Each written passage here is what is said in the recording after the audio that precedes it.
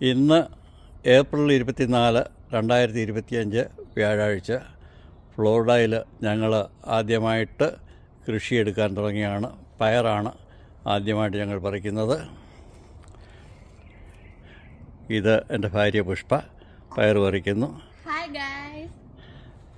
ഞാൻ കഷ്ടപ്പെട്ട് ജോലി എടുക്കും, അവൾ അതിൻ്റെ ഫലമെടുക്കും.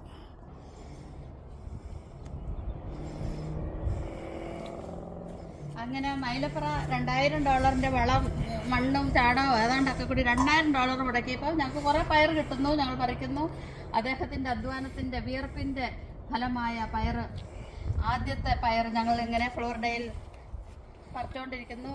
ഐ തിങ്ക് ഞങ്ങളാന്ന് തോന്നുന്നു ആദ്യമായിട്ട് കൃഷി ചെയ്ത് ഇപ്പം പയർ പറിക്കുന്നവർ. എല്ലാവരും നട്ടിട്ടേ ഉള്ളൂ, പക്ഷേ അത് ഇന്ന് പറിക്കാൻ കൊള്ളു. പുഷ്പ പറഞ്ഞതുപോലെ $2000 $1500 ഉള്ളൂ. ഞാൻ ഇവിടുന്ന് ചാണകം, മണ്ണ്, മിറക്കിൾ ഗ്രോ മുതലായവയെല്ലാം വാങ്ങിച്ച് കൊണ്ടുവന്ന് ഈ തരിശു ഭൂമിയിൽ വളമൊക്കെ ഇട്ട് റെഡിയാക്കി ഇതിനെ ഫലഭൂയിഷ്ടമായ ഒരു കൃഷിത്തടമാക്കി മാറ്റിയിട്ട് ഇങ്ങനെ ഇവിടെ പയറൊക്കെ നട്ട് വളരെ $1500 മുടക്കിയപ്പം $3 പയർ കിട്ടി, $3 പയർ. Thank you.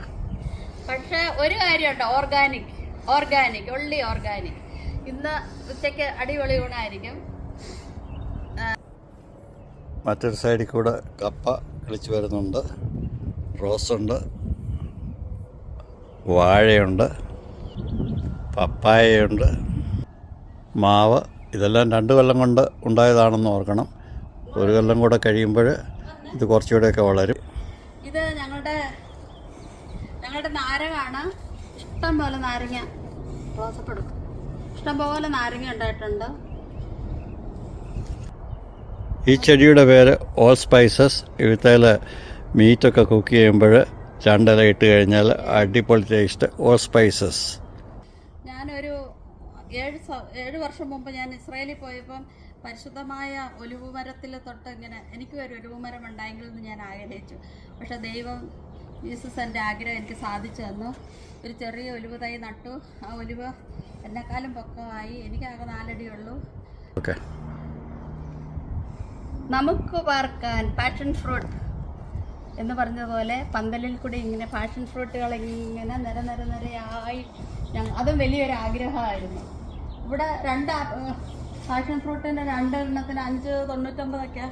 പക്ഷെ ഞങ്ങൾക്ക് ഈ വർഷം ഇതും ഒരു 2 മലയാളികളുടെയും ഏറ്റവും പ്രിയങ്കരിയായ എൻ്റെ കരിയാപ്പ് റോസി, ലീല, ബേബി, പുഷ്പ, എല്ലാത്തിനും ഞാൻ പേരിട്ട് ഓമനിച്ച് വളർത്തുന്നു.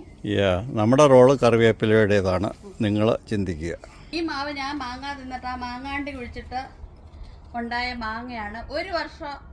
ഐ തിങ്ക് 1 വർഷം ആയുള്ളൂ. കഴിഞ്ഞ വർഷം നട്ടാണ്, ഇത്രയായി. ഓക്കെ. ഇത് ഞങ്ങൾ 2 വർഷം മുമ്പ് നട്ട് പേരയാണ്. കഴിഞ്ഞ വർഷം ഇഷ്ടംപോലെ പേരയ്ക്കുണ്ടായി. ഈ വർഷം ഉണ്ടാകുന്ന പ്രതീക്ഷയിൽ ഞങ്ങളെ ഇങ്ങനെ ഓമനക്കുട്ടീനെ ലാളിച്ച് വളം കൊടുത്ത് വളർത്തുന്നു. പിന്നെ ഈ കാര്യം ടൊമാറ്റോയൊക്കെ പിന്നെ ഇവിടെ മൊത്തം പറയാം. എന്നെ പ്രത്യേകിച്ച് പറയാൻ എല്ലാം ഉണ്ട്. വെണ്ടയ്ക്കുണ്ട്, തക്കാളി ഇഷ്ടംപോലെ വളരുന്ന ചെറിയ തക്കാളി, കരിയാപ്പ് ഇഷ്ടം പോലെ ഇതിൽ അത്, മിൻറ്റ്, അവിടെ ബേസിൽ തക്കാളി ഇഷ്ടം പോലെ, കാട് പോലെ ഇഷ്ടം പോലെ. ഇവിടെയൊക്കെ ഉണ്ട്. ഇവിടെ എല്ലാം. ഇത് ഞങ്ങളുടെ പൊരിക്ക. അവനങ്ങ് പൊങ്ങിപ്പോവും, എൻ്റെ മോൻ്റെ പൊക്കം പോലെ. അതിൻ്റെ പൊങ്ങട്ടെ. പൂ ഇട്ടിട്ടുണ്ട്. കായ ഉണ്ടായി കഴിഞ്ഞാൽ ഇതിനെ ഞങ്ങൾ വിട്ടു. പിന്നെ ഇതെല്ലാം മുളക്, കൊച്ചു കാന്താരി, ഓറഞ്ച്. ഇത് ഈ മാങ്ങ ഈ പ്രാവശ്യം കാണിക്കാതൊന്നുമല്ല. 1 മാങ്ങ 2 മാങ്ങയൊക്കെ ഉണ്ടാക്കുന്നുണ്ട്. അത്ര. വീണ്ടും നമ്മൾ പയറിലേക്ക് തന്നെ മടങ്ങിയാണ്. പയറിൽ നിന്ന് തുടങ്ങി പയറിൽ അവസാനിക്കുന്നു. ഇതാണ് ഞങ്ങളുടെ ഫ്ലോറിഡയിലെ ചെറിയ കൃഷിത്തോട്ടം. അണ്ണാൻ കുഞ്ഞിനും താൽനാലായത്.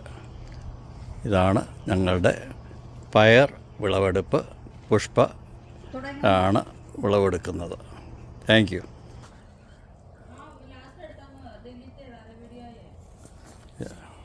നാളെ